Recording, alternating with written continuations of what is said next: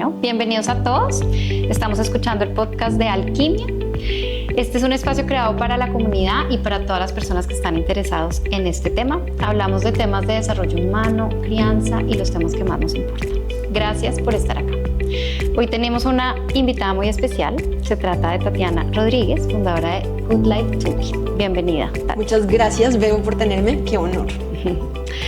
Durante años, Tatiana creyó que su problema era la procrastinación. Intentó arreglarlo con listas, apps, buena voluntad. Solo consiguió más culpa, más cansancio y cero espacio para crear de verdad.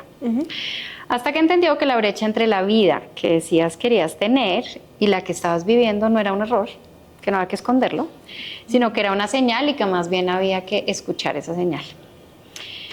Esta comprensión creo que lo cambió todo y hoy en día es el centro de todo lo que haces. Sí. Tati tiene una maestría en Harvard en enseñanza y aprendizaje y un doctorado en Oxford en cambio y desarrollo adulto. Es profesora de la Facultad de Administración de la Universidad de los Andes, donde lleva más de 8 años enseñando liderazgo global, comportamiento organizacional y cambio a estudiantes de pregrado, MBA y ejecutivos, además de entrenar líderes corporativos. Es diseñadora, coach, certificada en Full Focus y fundadora de Good Life Toolkit y Learning Walks, una agencia que combina pedagogía, diseño y marketing para crear experiencias de aprendizaje que transforman personas y organizaciones. Tatiana, además, es mamá de Juan Tomás, de 7 años, y de Alicia, de 4. Nuevamente, bienvenida. Muchas gracias. Les voy a contar un poquito por qué se me ocurrió esta idea de que estuvieras en este podcast. Digamos que vamos a ir haciendo conexiones poco a poco para entender esto y Calapa qué, pero quiero contarles brevemente por qué y cómo conocí a Tati. Entonces, un día fue a Calapa, María Alejandra, la fundadora de Guía Colegios, y me dijo, oye, acabo de tomar un curso que te va a cambiar la vida, es un curso de Storybrand, y lo tomé con una mujer increíble. Y yo, dame el nombre, anoto, googleé, y ahí mismo te conocí un poquito más, te escribí. Y dije, no, yo quiero conocerla. Ahí me dijiste que esa tarde tenías una charla de tu curso de procrastinación. Yo dije, bueno, yo no me considero necesariamente una persona procrastinadora, pero dije, esta mujer está muy interesante, quiero escucharla. Y me uní a esa charla y en ese pequeño instante me di cuenta que la procrastinación y el exceso de productividad eran dos caras de la misma moneda. Entonces, pues obviamente durante el curso fue un momento para conocerte mejor y empecé a hacer una cantidad de conexiones entre los temas que estaban ahí, pero también entre los retos de crianza que podemos tener, entre la filosofía y el propósito de Calapa, y por eso pues quería conversar contigo y que otros tuvieran la posibilidad de escucharte. Me generas muchísima admiración y te agradezco enormemente estar acá y te propongo entonces que arranquemos. Arranquemos. Entonces, bueno, lo primero que me parece como clave preguntarte y para entender un poquito mejor es pues que nos contaras un poco sobre tu camino de vida y cómo es que terminas creando Good Life Toolkit. ¿Qué fue lo que te inspiró a tomar como ese giro en tu camino? Listo, sí. Pues Good Life Toolkit tiene como un año oficialmente que estoy dedicada a tiempo completo a mi empresa. Antes era académica, a tiempo completo, trabajaba en la Universidad de los Andes de planta. Entonces sí fue una decisión muy intensa dejar ese camino, porque además pues había estudiado un doctorado que en teoría te lleva a la academia, tenía pues un trabajo soñado y decir todo esto que hice hasta ahora, ¿cómo voy a dejarlo para qué exactamente? Entonces fue una decisión muy asustadora. Pero que respondía a esa pregunta fundamental de a qué estoy llamada, dónde están mis talentos y cuál es el camino que tengo que recorrer, que no es un camino que necesariamente exista. Sí existe en el mundo, pero no es un camino evidente, no es un camino obvio, es un camino que necesita un poquito de rebeldía y que es difícil de tomar. Y creo que la raíz de mis problemas o mis bendiciones es que me gustan muchas cosas. Entonces soy diseñadora y soy una diseñadora convencida, me encanta el diseño, me encanta crear, pero también soy una diseñadora que quería ser filósofa, entonces tenía que estudiar humanidades y ciencias sociales, historia del arte, teoría del diseño, para poder encontrar como ese lado más conectado con las palabras y con pensar y con conocer. Y en ese proceso de encontrar cómo la diseñadora se podía volver filósofa, me topé temprano en mi carrera con ser profesora, entonces me volví educadora y me obsesioné con el aprendizaje. Y obsesionarme con el aprendizaje me llevó a obsesionarme con la vida del trabajo, para que aprendemos cómo es el trabajo, cómo es un trabajo que vale la pena tener, que me llevó a hacer un doctorado en organizaciones. Entonces tenía una combinación un poquito difícil de presentar y de que coexistiera en un oficio normal. Como eres diseñadora, pero que quieres ser filósofa, pero que enseña liderazgo y cambio organizacional, trabajas en una facultad de negocios. Y hoy en día la gente, yo incluida, es como la interdisciplinaridad es el camino, es una cosa fantástica, es muy chévere que no te encasilles, pero no es tan fácil. Sí, no es tan fácil, porque no tener foco, pues tiene un costo, sí, creo que las personas que tienen foco, pues es como más rápido el ser camino. más fácil, no necesariamente, sí. Yo creo que hoy en día el mundo es de los interdisciplinarios, pero no es tan fácil explicarlo y no es tan fácil ver el valor rápido.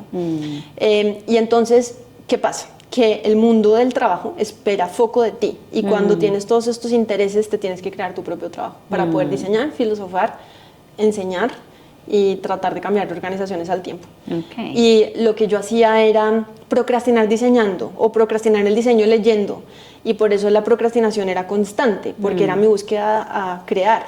Entonces cuando dije, ok, ¿qué es lo que hay acá y qué tal si yo lo abrazo y lo asumo? Fue donde nació Good Life Toolkit y donde creo que nace mi proyecto de vida, que sintetiza todas estas habilidades y no se sienten como capítulos distintos que es difícil explicar. Y que es difícil articular y que es difícil unir el liderazgo con el diseño, pero... Sí. Okay.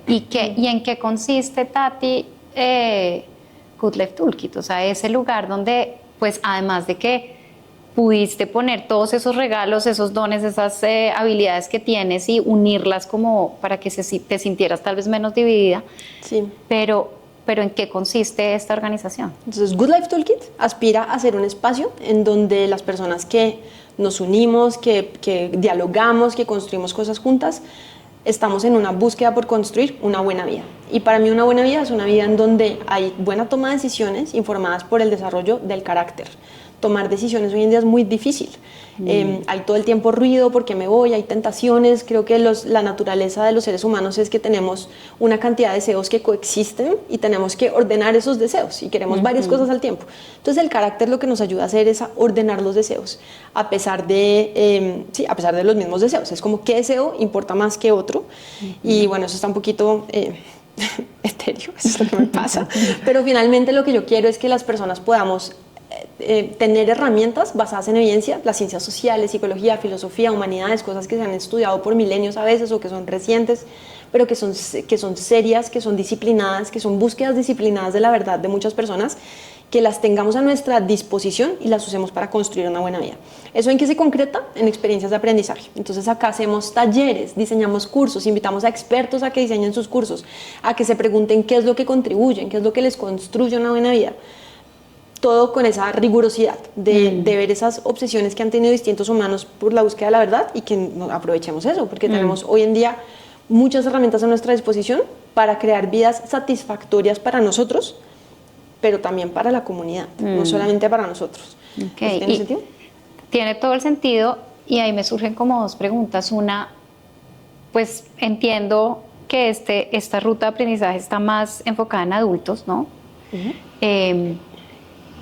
¿Cuál es como un patrón que tú dices, esto por qué está teniendo tanta relevancia para estos adultos y en este momento? Mencionaste un poco como se ha vuelto muy complejo tomar decisiones, no es que siempre haya sido así, o incluso en nuestra propia infancia uno podría decir, oiga, no había tantas opciones de jeans, no sé, helados había pues uno o dos, pero hoy en día es como abrume.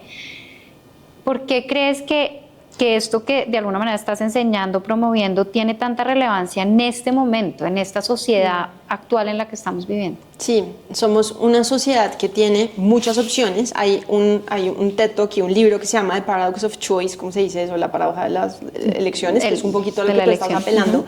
creo que el autor es Barry Schwartz, no me acuerdo, pero pongamos el nombre exactamente del autor, que es chévere la idea.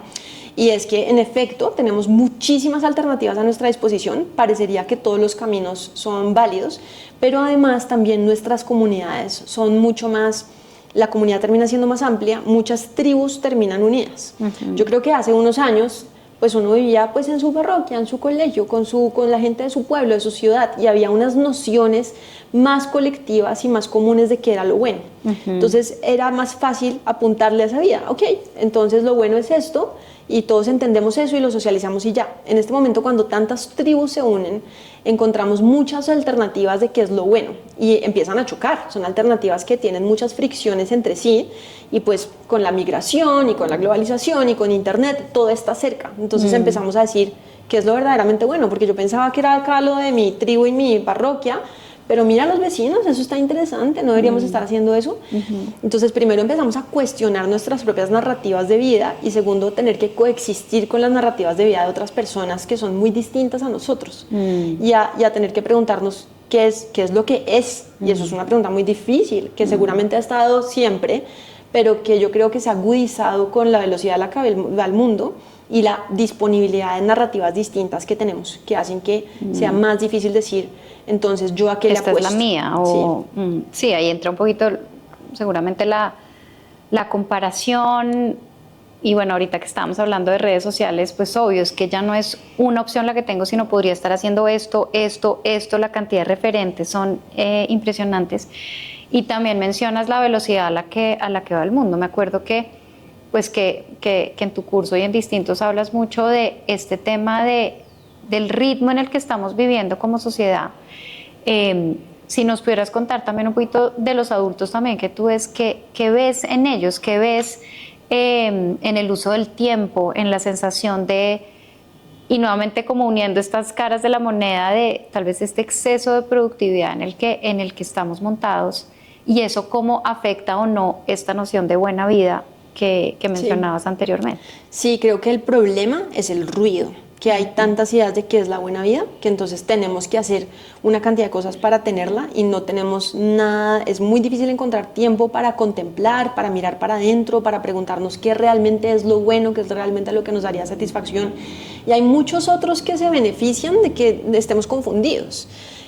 Hay muchas narrativas que compiten y pues hay quienes ganan y quienes pierden en esas narrativas. Entonces, ¿qué pasa con los adultos hoy en día? Primero, que todos estamos teniendo que reinventarnos, que tenemos carreras más largas, vamos a estar en la fuerza laboral por más tiempo, las cosas están cambiando muy rápido, y pues entonces tenemos que aprender cosas todo el tiempo. Al cambiar tantas cosas, pues que es que criar en este momento, tener un adolescente y un celular cerca, tiene unas demandas para unos papás que ya no nos sirve cualquier referente de hace 10 años. Es que antes estábamos diciendo, es que ya no nos sirve el referente de hace 20 o hace 30. No, es que el de hace 10, el de ayer. Es que ¿qué hago con mi hijo? ¿Le muestro que podemos hacer imágenes con inteligencia artificial? ¿O no le muestro para que ese mundo esté todavía un poquito lejos? No lo sé, o sea, no sé qué va a pasar con eso, no sé si lo empodero dándole las herramientas o si le voy a quitar algo.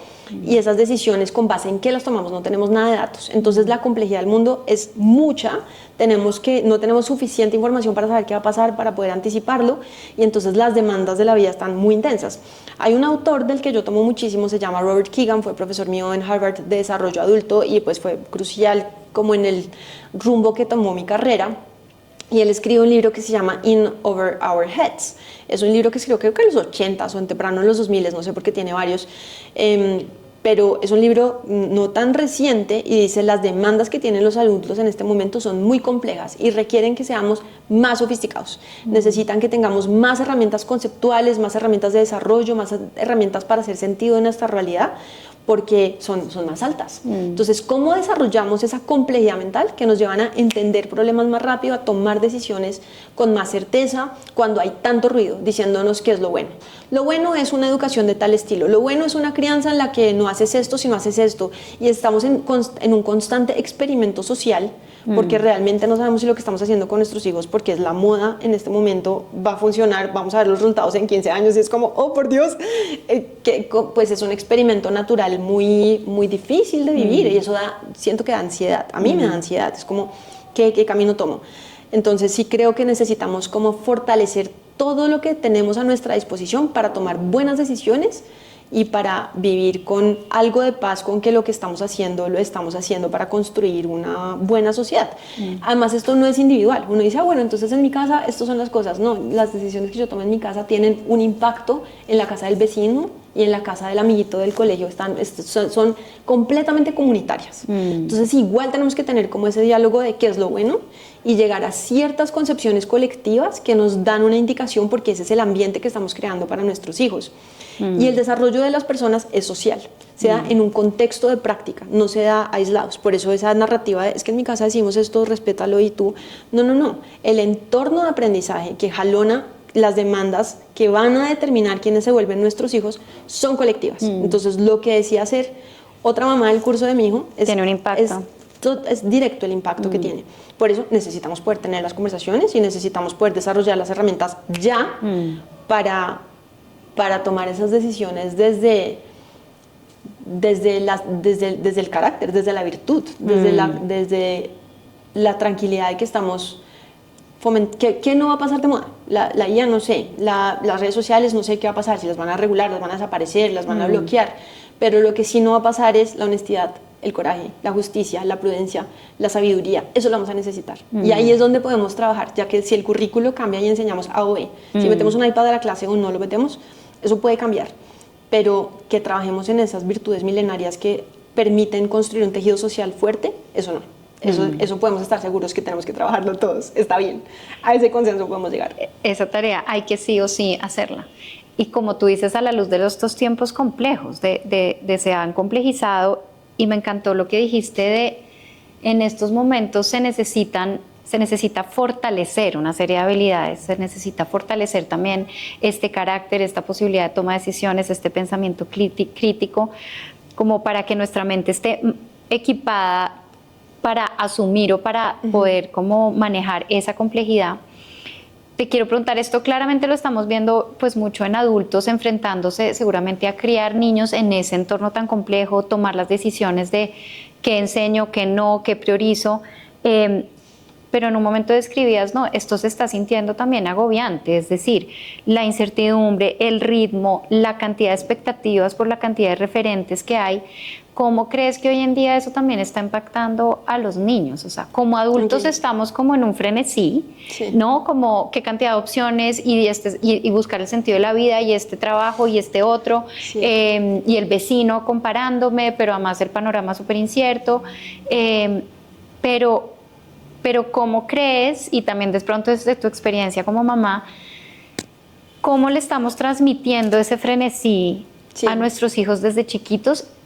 Y eso como, o sea, ¿qué con eso? Voy a empezar desde una cosa muy micro, para que no hablemos, porque yo siempre digo, la productividad tóxica, o sea, la productividad exagerada, como las ganas de producir, y la procrastinación son caras de la misma moneda. ¿Por qué son caras de la misma moneda? Porque son decisiones pobres, insuficientes sobre nuestro manejo del tiempo. Y el tiempo constituye la vida. Entonces dan mucha ansiedad, porque cuando decidimos qué hago con este espacio en vez de este, o qué hago con mi carrera los siguientes 3 años, pues me estoy jugando mi vida, mi proyecto de vida en las decisiones que tomo sobre el tiempo. Pero eso está muy elevado. Vámonos a una cosa súper concreta que en mi casa ha sido un reto. Y es tener una niña de 2 años o un niño de 2 años que está creciendo, que tienen una línea del tiempo y una concepción del tiempo completamente distinta a la de un adulto. El adulto necesita levantarse, ojalá una hora no tan escandalosa, pero pues estamos en Bogotá, entonces son escandalosas las horas de levantarse y lograr llegar a su trabajo de la manera más eficaz posible en una ciudad que es salvaje, caótica. Los niños no. Ellos están en otra vida. Es como que no se dieron cuenta, no se han dado cuenta. Y uno de papá se frustra, es como, no te das cuenta que estamos afán, ponte los zapatos. No me he dado cuenta. Para mí ha sido un reto, por ejemplo, ¿qué hago con las mañanas para alistarse al colegio? Porque yo me acuerdo mucho de mis mañanas, siendo chiquita, y siento que fueron una parte fundamental de la vida, cómo se vivía esa rutina. Entonces ahora es cómo quiero vivir esa rutina con mis hijos, porque voy a pasarme a organizaciones, siento que eso es una metáfora rara, pero siento que eso es lo que genera el clima organizacional. Si hablamos de una familia, ¿qué tanto gritamos por la mañana, tocamos la puerta para que ya salgan de la ducha, les decimos que por favor se pongan los zapatos, que es que no entiendes que hay que salir Salimos rápido? todos peleados. Eso, entonces, esas son las pequeñas interacciones que constituyen la dinámica familiar. Son tan repetidas y son tantas De eso se van a acordar nuestros chiquitos. Eso es lo que construimos, eso es lo que les decimos de qué es lo importante. ¿Vamos a disfrutar el desayuno juntos o no? Porque de lunes a viernes no se disfruta. Hay que, sí. Entonces podemos charlar, podemos jugar un poquito, se pueden distraer porque se encontraron un Lego en la sala en el camino a la ducha y es como, no, ahorita porque no lo escondí. Entonces, todos esos micromomentos que constituyen esa rutina familiar, ahí les estamos diciendo qué es lo importante. Lo importante eres tú o lo importante no eres tú. Este reto yo me imagino que lo tiene todo el mundo, kudos al que no le tenga, pero mi hija me ha quitado el celular de las manos y lo ha puesto así sobre la mesa para que la mire a los ojos. Oh, por Dios, me siento ruin, pero ojalá me sintiera ruin y cambiara. Me siento ruin. Pero lo vuelvo a hacer. Al día siguiente otra vez. Entonces sabemos, y ahí es donde para mí viene la evidencia, sabemos que las interacciones y las relaciones personales son lo que más contribuye a la felicidad. Las personas, ese estudio de Harvard que hicieron en una población muy acotada, hombres de Harvard en Boston, pero en todo caso es uno de los estudios más largos que se ha hecho sobre la felicidad. Sabemos que las vidas más satisfactorias, más largas, más saludables, es las que estuvieron soportadas en buenas relaciones interpersonales. Entonces yo puedo estar segura, es que ya lo sé, porque ya hay está suficiente probado. evidencia, que si yo me olvido el celular, dejo que Ali me cuente su cuento al desayuno, le pongo toda mi atención, a pesar de que eso signifique que, no sé, que significan millones de cosas, que no lleguemos a tiempo al jardín. Y pues no llegamos a tiempo al jardín, no somos siempre de esas familias. Ahora en el colegio y la ruta tocó, pero en el jardín no. Y eso fue como una decisión de familia, sería genial. Entendemos que para su rutina también es importante, hay un trade-off, digamos, pero vamos a disfrutar la mañana. Y eso para un adulto tiene que ser muy intencional. Entonces yo creo que es la primera escogida, es esa, ¿no? Cómo las interacciones son informadas por el afán, o cómo dejo que ella se amarre los zapatos y va a tomar 87 horas. Y es como, pero está aprendiendo a amarrarse. Pero ella va a estar muy orgullosa si lo logró. Entonces es como, ok, todo puede estar bien. Todo puede estar bien. Pero es ese diálogo interno que tengo de qué es lo que importa en este momento y saber que eso es lo que construyo en ella, mirándola a los ojos, y lo que construyo en mi hijo, mirándolo a los ojos y no afanándolo y dejándolo que tenga su momento y que logre hacer lo que tiene que hacer y que le dé espacio. Le estoy construyendo una buena vida. Sí, es buena vida. No vas a llegar tan rápido al trabajo, pero esa es la buena vida. Y eso se traduce a qué hacemos nuestro sábado por la mañana, pues son mis preguntas, yo no tengo soluciones, tengo preguntas. De hecho, explícame, ¿qué hago con mi sábado por la mañana, el domingo, extracurriculares, cuántas clases, qué cultivo en ellos, qué les digo que es éxito, qué les digo que está bien y cómo les transmito esta idea de poder parar, contemplar, ponerse atención, mirarse a los ojos. Presencia. Sí, tal vez, o sea, lo que dices para mí tiene como dos niveles. Uno es como, pero es lo mismo en últimas, ¿no? Como en esta cotidianidad, en estas escogencias que parecen chiquitas, pero que son escogencias diarias, y probablemente las escogencias más grandes de crianza, pareciera que en este momento nos vemos obligados a hacer una escogencia como con aún más conciencia, o sea, como antes la vida nos iba llevando para decisiones, para poder esperar a que se amarrara los zapatos, pero parecería que ahora está todo como en contra de esa posibilidad y que nos toque como devolvernos en el tiempo y tomar decisiones a conciencia todo el tiempo, en la cotidianidad, pero también grandes decisiones de familia, como qué hacemos los fines de semana, sin duda qué colegio escogemos, pero otra serie de preguntas que dicen, bueno, ¿qué es lo que en últimas valoramos? Sí. Porque lo que siento también que tiene este ritmo frenético, que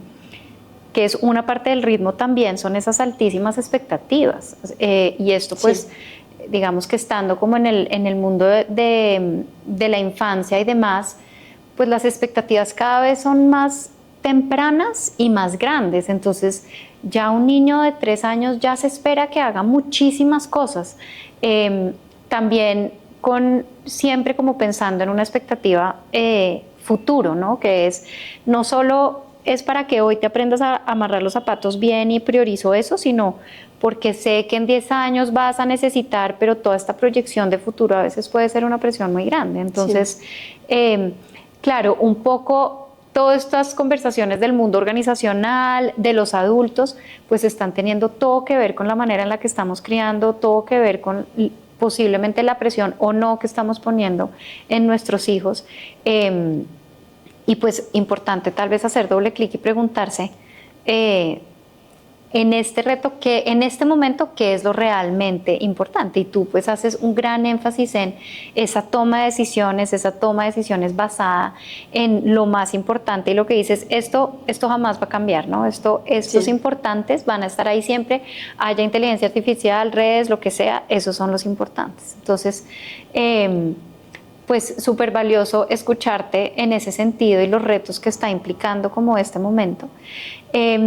Y también hay dos temas que a mí me llamaron mucho la atención de tu curso, que me parecería rico como tocar. Y uno tiene que ver con, bueno, y obviamente están relacionados con la toma de decisiones, pero tú hacías mucho o haces mucho énfasis como en el poder que tienen o el rol que juegan las emociones justamente en esta toma de decisiones. O sea, si tú hoy en día dices, una de las cosas más críticas para tener una buena vida es ser preciso en la toma de decisiones, ¿cuál es el papel que, según tu investigación, según lo que has encontrado, cuál es el papel que juegan las emociones en esa toma de decisiones? Listo, súper. Vamos por partes porque hablaste de varias cosas y hay una que me parece que vale la pena retomar, que son las expectativas. Y hay una cantidad de expectativas que tenemos nosotros como adultos y los niños, y nosotros somos como papás curadores de las expectativas que entran en la vida de nuestros hijos. Y hoy en día hay expectativas en todos los frentes, ¿no? Que se alimenten bien, que hagan deporte, que sean súper inteligentes, que sepan leer, que puedan jugar, no sé, infinitas. Millones de expectativas. Y cada decisión que nosotros tomemos los va a poner en un track y los va a sacar de otro track, ¿cierto? Si yo pongo a mi chiquitina de 3 años ya en clases de piano, pues una cosa, ya va a tener esa posibilidad de ser wow, entonces tengo que tratar de anticipar, ¿tendrá el talento o no tendrá el talento? ¿Quiere que la presionen o no quiere que la presionen? Lo meto a fútbol, entonces hay una cantidad de expectativas que nosotros somos como los gatekeepers, de si las expectativas entran en nuestra casa y qué rol tienen. Intenso, ¿no? Pero las expectativas también están en nuestras propias vidas y ahí es donde, ese es el primer problema de ese gatekeeping, y es que no lo hemos hecho en nuestra propia vida, y es qué juego estoy jugando, y queremos jugar muchos juegos al tiempo. Eso es parte de lo que Keegan explica que ha vuelto la vida tan compleja, y es que las expectativas, ¿de dónde vienen? Tus expectativas. Entonces te puedo decir, vienen de las prácticas de las que haces parte. ¿De qué prácticas haces parte? ¿Te gusta el deporte? De tu comunidad, que le encanta escalar, que le encanta montar bicicleta. Hay una idea de lo que es bueno, de quién se sostiene en esa comunidad, de quién es parte de nuestro parche, con quién nos tomamos la foto, con quién salimos el domingo a hacer ejercicio. Eso te ha puesto a ti unas demandas en tu vida, ese grupo de amigos que te ha guiado a que eso sea importante, que sea importante la naturaleza, que sea importante estar afuera, que sea importante cuidar el medio ambiente, y ha definido muchísimas cosas de tu vida. Estoy acá especulando con poco que conozco de ti, pero sí. Ha definido tiene muchas sentido cosas de tu vida. Ese grupo social al que tú te uniste seguramente chiquita, y empezaron a tener nociones colectivas de que era lo bueno, la salud, el deporte, salir, la naturaleza, disfrutar el mundo, cuidarlo, determina un camino para ti. Ese es un grupo. Pero hay otro grupo, que es el profesional. Ok, puede ser una rockstar en el mundo del trabajo, y entonces ¿eso qué significa? Trabajar en el mundo corporativo, ganar millones, no sé, como trabajar en Nueva York, para ser parte de Goldman Sachs, no tengo ni idea. Como otro tipo de expectativas que te meten en otro track de la carrera. Pero de pronto hay expectativas en tus relaciones interpersonales. Entonces conoces a tu pareja o quieres tener una pareja. Entonces eso demanda tiempo, demanda atención, demanda, que pues tengo que, no puedo ser solamente la que está en la carrera, trabajar en Goldman Sachs para volverse, porque hay que darle tiempo a eso. Y de pronto uno tiene una parroquia, entonces la vida, y estas expectativas empiezan a chocar y a entrar en conflicto. Y eso sí que lo siente, por ejemplo, un hombre que tiene un hijo, porque hoy en día mucha de la narrativa es que hacen las mamás para poder vivir el mundo y la maternidad como quieren, ¿cierto? ¿Y qué hacen los papás? A los papás espera que sigan siendo un rockstar en su carrera, pero muchos de ellos sí quieren tener un rol en la vida de sus hijos, y no hay una narrativa para que en el trabajo no es que tengo una cita en el colegio del niño, no es que me quedé porque estaba enfermo, es como eso, ahí no hay tanta espacio. De pronto las mamás ya se entiende, pero los papás no, y hay muchos que quieren vivir esa paternidad de una manera distinta y no encuentran como el espacio, porque el mundo les dice, pero pues tú, ¿qué? ¿Por qué estás? ¿What? Entonces no hemos avanzado tanto ahí. El punto es que empiezan a chocar esas expectativas, ¿no? Entonces de un señor que es muy trabajador, quiere también estar con el chino, y la esposa también quiere que le ponga atención, pero al mismo tiempo pues hay que, no sé, pagar el club. Entonces son 1000 demandas que se encuentran y que empiezan a rozar unas con otras. La toma de decisiones, porque es tan importante, porque toca rechazar expectativas sociales. Y eso es muy costoso, porque a alguien no le vas a caer bien. En un juego no vas a estar, en un lugar no vas a ser excelente. No hoy por lo menos, de pronto en 5 años te le dedicas a Goldman Sachs y hoy te le dedicaste a tus hijos. Pero es muy difícil, no estoy diciendo que no se pueda como negociar, obviamente se puede negociar, pero no puedes jugar todos los juegos. Entonces hay que rechazar expectativas que están muy bien instaladas en la cabeza de tu mamá y de tu papá, en la cabeza de la gente con la que fuiste al colegio, en la cabeza de la gente de tu ciudad, en los que sí se fueron, hicieron la maestría y el doctorado afuera y se quedaron afuera. Empiezan a tener diferentes versiones de qué es el éxito. Y entonces estamos muy confundidos y de pronto nos preguntamos en un momento de nuestras vidas, oh por Dios, ¿qué estamos haciendo? Pepito y Pepita ya hicieron tal y tal y tal. Y todo eso se filtra a nuestra vida familiar, de qué espero y qué le doy a mi hijo y qué expectativas escojo para él. Gran parte de la agencia y de la libertad y de la voluntad, y para mí el florecimiento humano y de tener una buena vida, es la habilidad de rechazar expectativas. Expectativas que están muy bien instaladas en tu comunidad. Difícil. Difícil, y creo que tocaste un punto que yo creo que en la maternidad y la paternidad se vuelve como, o sea, si en nuestra propia vida ese es un tema, creo que a la hora de criar y de decidir por otros, el tema de rechazar expectativas sociales también es muy importante, porque además de que uno está decidiendo por uno mismo, uno está decidiendo por otros, entonces hay temas como la culpa, la responsabilidad, elegir bien para el hijo, la hija, y creo que, o sea, uno podría incluso definir como el acto de crianza como en unos aspectos, obviamente, de rechazar expectativas sociales, incluso en el colegio, en la decisión del colegio, decido por nuestra familia, decido por los abuelos, qué actividades hago los fines de semana, qué terapias tomo y cuáles no. Entonces hay un continuo rechazo de expectativas sociales en el acto de la crianza. Y también pienso cómo poder formar eso también en los niños y en qué momentos, ¿no? Sí. Porque estamos diciendo que una de las cosas fundamentales para tener una buena vida es tomar buenas decisiones, y que parte de tomar buenas decisiones implica decir que no y rechazar ciertas expectativas sociales. Diciendo que eso es muy importante, pues asumiríamos que eso es importante enseñárselos a los niños o formarlos en esto. ¿Cómo sería esto y en qué momentos? Sí, eso es difícil. La vez pasada tuve una conversación con mi hijo que me dijo como, pues es que tú no decides porque es mi cuerpo y yo tomo decisiones sobre mi cuerpo y ya está. Entonces es como eso es coherente con otras cosas que estamos enseñando. Es muy importante que protejas tu cuerpo, es muy importante que puedas poner límites. Entonces estamos a veces como diciendo cosas que se contradicen unas a otras. Y en eso está el arte de educar a un ser humano y educarse como ser humano, y es cómo podemos balancear esas diferentes demandas que aparecen en cualquier momento de la vida y desarrollamos el juicio para saber en qué momento sí y en qué momento no. La conversación que yo tuve en ese momento con mi hijo fue, estás hablando de algo súper importante, de la libertad, la autonomía y la voluntad. Y lo que tú quieres ahorita es autonomía. Es muy frustrante que a uno le digan todo el tiempo qué hacer. Eso es una cosa que es incómoda de ser niño, que todo el mundo, ya, es que te tienes que bañar, ya, es que tienes que comer, ya, es que te tienes que poner esta ropa. Es agotador porque el ser humano está hecho para la autonomía.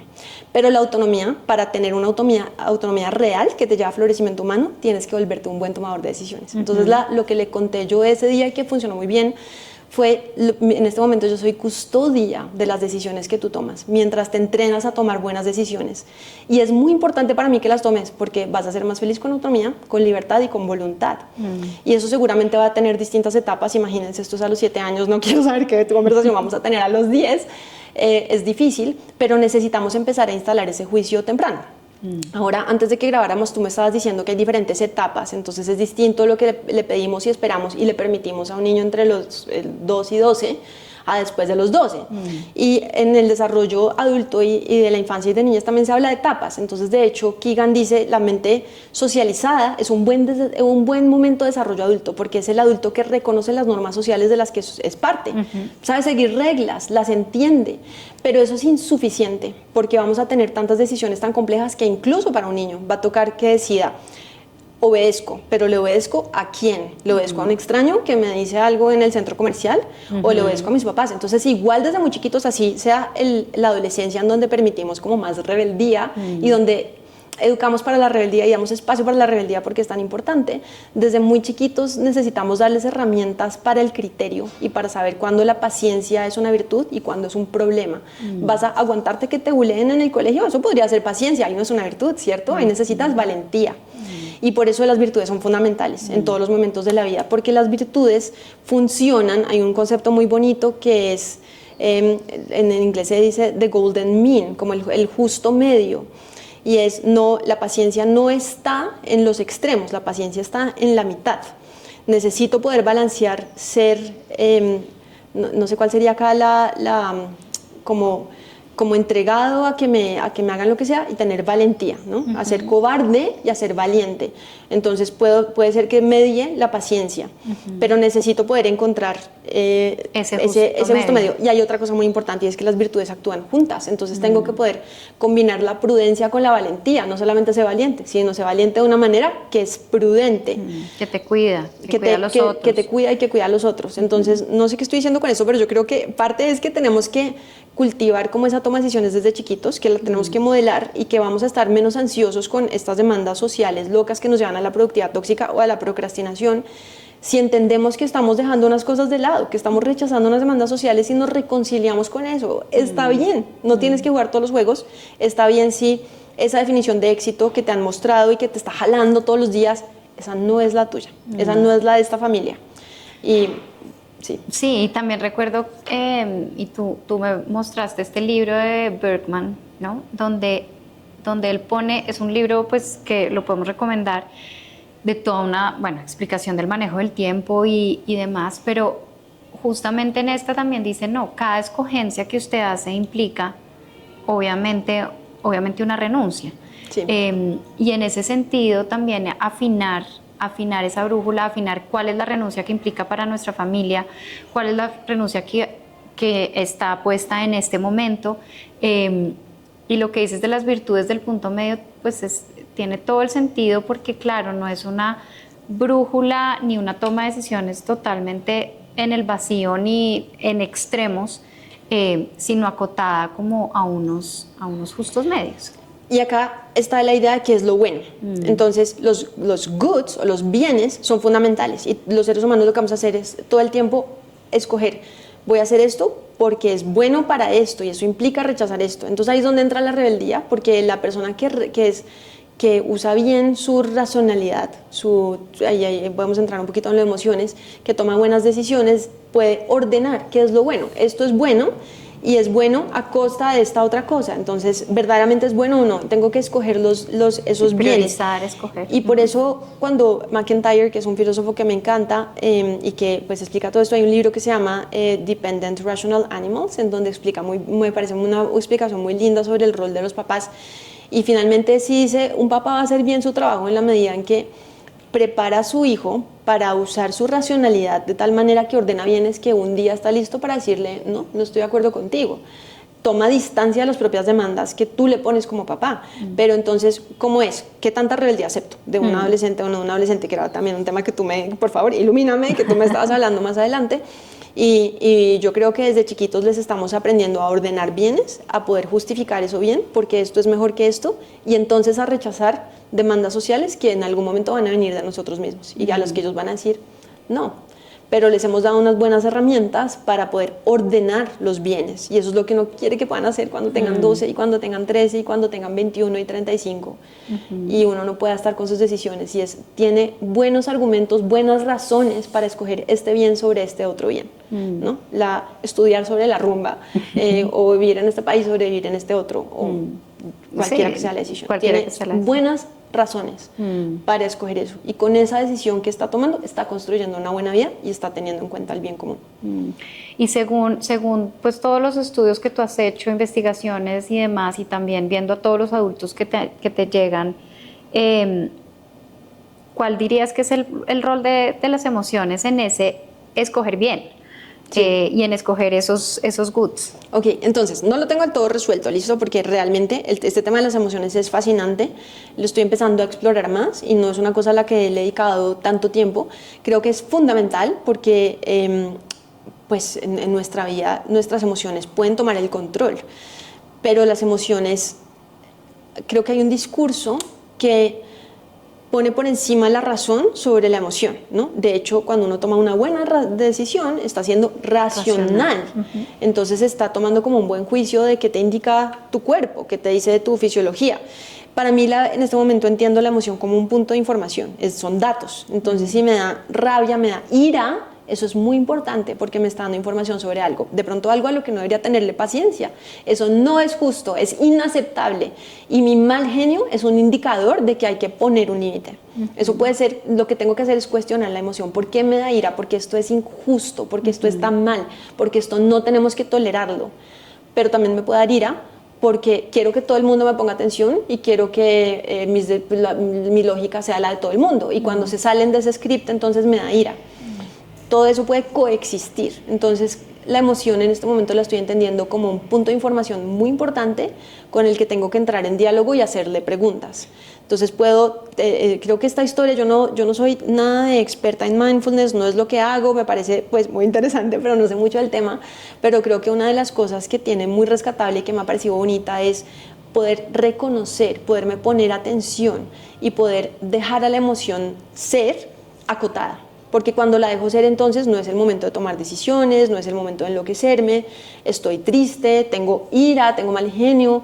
Eso, ¿qué dice de la realidad? Dice algo, hay que preguntarle cosas, pero también estoy viendo la realidad a través de un lente que está lleno de cosas.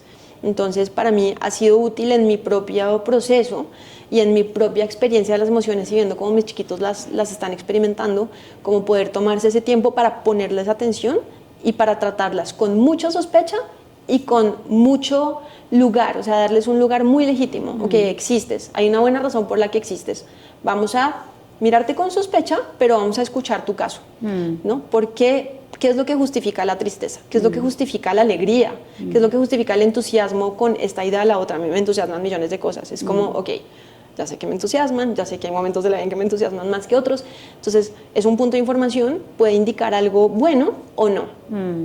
Ya sé que la tengo, la reconozco, la miro a la cara, la dejo existir, le hago preguntas y tomo distancia. Entonces, no sé dónde estoy con eso, súper recomendado Shift, que es un buen libro en donde explora el rol de las emociones en la evolución, en la vida humana, en el proceso de toma de decisiones. Creo que hay que ponerlas en el centro de la mesa. 100%, además que, pues como tú dices, o sea, le sumaría como a este indicador de por dónde, cómo y de mirarlo. Y adicionalmente, y también lo vimos en tu curso, también tenía que ver con, pues sin duda son o un movilizador o un freno, es decir, el ser humano se mueve o se deja de mover por un impulso emocional, es decir, la acción viene con emoción. Entonces, porque emoción pues viene de movimiento, ¿no? Entonces, en ese sentido, pues para tomar acción, para tomar buenas o no decisiones, tenemos que tener este indicador de las emociones, pero además saber si eso nos está acercando o nos está frenando. Por ejemplo, nuevamente volviendo al tema de rechazo de las expectativas sociales, probablemente me da mucho miedo rechazar algo socialmente, pero ese es un indicador y puede que también sea un movilizador justamente para tomar acción en lo que corresponda que tengo que actuar. Y esto es muy importante para los educadores profesores y los educadores papás y los educadores todo el mundo. O sea, las emociones tienen que estar en el centro. Si no las ponemos en el centro, estamos perdiendo el año. Entonces, ¿qué hace uno con una emoción? Por ejemplo, cuando mi chiquito dice no voy a la cocina a servirme un vaso de agua porque es que me da mucho miedo, yo me acuerdo perfecto de tener como ganas de ir hasta la cocina y decir no soy capaz, qué miedo. Entonces eso es muy bonito porque esos son los espacios donde puedo entrenar cuál es el rol de la emoción, porque me da miedo, claro, es evolutivo, es noche, estar solo de noche siendo chiquito, eso es literalmente peligroso, eso hay que evitarlo porque puede poner a un ser humano pequeño en una situación de riesgo muy alta o a un adulto. Entonces tiene un rol, pero ¿me va a pasar algo si voy a la cocina? No me va a pasar nada, ya sé que no me va a pasar nada porque aunque todo mi cuerpo me dice, oh, peligro, es de noche y estoy solo, estamos en un entorno en el que sabemos que no va a pasar nada. Entonces es un excelente como espacio para entrenar, como de sentir la emoción y decir la cabeza toma la decisión, eres valiente porque aunque sientas miedo, sabes que no va a pasar nada y puedes actuar. Pero aparte de eso, lo que tú decías de que la emoción es el motor a la acción, eso es fundamental y eso tiene que ver con las virtudes también. Si hablamos, por ejemplo, de Platón, pues él dice lo bello, lo verdadero y lo bueno, ¿cierto? Eso es lo que nos atrae. Entonces, tenemos que poner mucha atención a lo que nos atrae, porque ahí también es una manera de descubrir qué es lo bueno. Entonces, estamos atraídos a lo bueno. Por eso hay como un plano estético de la ética. La ética es estética. Lo bueno me atrae. La persona justa, la persona amable, la veo como un modelo. Quiero ser como esa persona. Entonces la veo como atractiva, tiene carisma. Eso no siempre es así, toca ordenarlo, pero toca ponerle mucha atención, como esa emoción que me lleva, quiero aprender en este momento matemáticas, está emocionante, tiene que haber un lugar para que sea bueno, que sea divertido, que sea emocionante, porque ahí voy a involucrar a toda la persona con toda su atención, con todos sus ojos, con todos sus sentimientos. Entonces, como educador necesito facilitar emociones, o sea, ese es mi rol como papá y por eso las mañanas son tan importantes para mí en la casa y pues como cuáles son las emociones que quiero facilitar en este espacio, que nos sintamos cómo, que disfrutemos esto de tal manera o que no. Moderar emociones es muy, muy importante. A la hora del aprendizaje me hiciste pensar también en Adam Grant y su libro Hidden Potential, ¿no? Donde dice, mire, una de las, y pues tú puedes elaborar más sobre eso porque lo conoces mejor, pero es un factor clave del proceso de aprendizaje, pero también de desarrollar o de que cada quien desarrolle justamente ese máximo potencial. Y tal vez lo que tú decías es que me gustan muchas cosas y ahí está todo mi potencial, tiene que ver también con lo divertido y con la variedad. O sea, un poco, si mal no lo digo, pues él en su tesis dice, para que aprendamos y para que esto aflore, esto tiene que ser variado y divertido. Y pues tiene todo que ver con lo que acabas de decir. Sí, es que es humano, es que el mundo es muy emocionante, entonces la curiosidad y el juego tienen que ser el motor, porque pues es que pues hay una razón por la que eso es disfrutable y eso es muy importante porque eso también constituye la buena vida, no solamente objetivamente logré esto, sino entré en flow, que eso es chicks en mi high, ¿no? O sea, se me olvidó el mundo, me metí en la tarea a tal nivel, pasó el tiempo sin darme cuenta, me di cuenta que esto era una cosa chévere que yo estaba creando, o sea, es la experiencia verdaderamente humana, cuando la persona se reconoce como creadora de su entorno y ve que puede hacer cosas y entonces entra en flow y eso pues es un estado emocional, no es un estado solamente cognitivo, sino que involucra todo el cuerpo.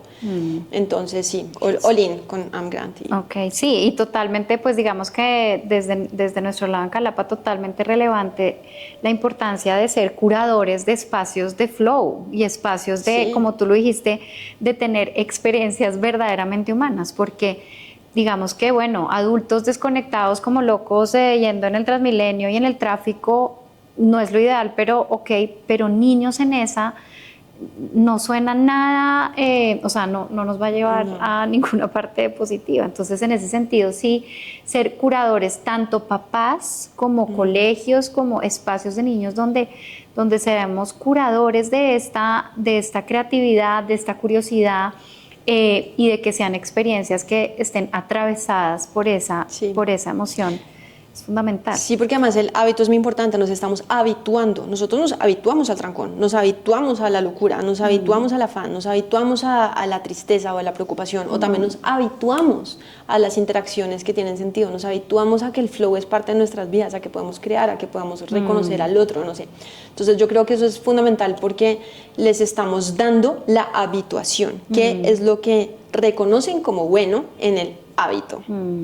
Está disponible para ellos. Me acuerdo que Ken Robinson en su TED famoso de la creatividad dice qué bueno que los colegios no necesariamente, o sea, growth out of creativity, crecer, esto de los hábitos, ¿no? Que crezcamos fuera de la creatividad, o sea, que nos vayamos lejos de la creatividad o más bien que cultivemos esa posibilidad en términos de hábitos, de lo que es costumbre hacer en mi día a día. Sí, porque lo que decimos es esto está disponible para ti y ahí construimos autoeficacia y entonces construimos que lo puedan buscar, que es como, sí, es que esto es conmigo, esto de la creatividad es conmigo, esto del placer es conmigo, del goce, de ordenar los deseos, de la justicia, de la prudencia, de la sabiduría, esto es conmigo. Entonces como que nota poder crear entornos en los que los niños crecen con esas ideas de esto es conmigo. Sí, y creo que una gran pregunta con la que nos podemos quedar también para cerrar tiene que ver con, o sea, tú describes en este momento como de la humanidad se vuelve cada vez más relevante esto de buscar esta buena vida y tomar, por ende, buenas decisiones, ¿no? Y también uno podría quedarse con la pregunta de, bueno, entonces el colegio y estos años de infancia, ¿cómo contribuyen a esa buena toma de decisiones, a esa formación en toma de decisiones y en formular esa brújula lo más pronto posible en la vida de un humano para asegurarse de que sea una buena vida? Y tal vez en los niños no es buscando la buena vida cuando sean adultos, es la buena vida en su momento. Sí. Porque como también lo dice Bergman, pues el tiempo es finito. El tiempo es finito. Todos nos vamos a morir. Y en ese sentido, pues, ¿cuál es la vida que estamos dándole a nuestra infancia? Sí, yo creo que esa narrativa de es que estás preparándote para tu futuro, eso que nos tocó a nosotras, yo creo que eso pues, ya, ¿no? O sea, esto es, this is it. Sí, hay que aprovecharlo en ese sentido. Sí. Pues Tati, ha sido un placer, un gusto esta conversación, millones de ideas y temas que uno se podría quedar conversando durante mucho tiempo, pero te agradezco enormemente por estar acá. Y bueno, a todos los que nos escuchan también, gracias por sumarse en escucha. Recordemos que también esta es otra manera de ser comunidad. Súper, muchas gracias. Gracias.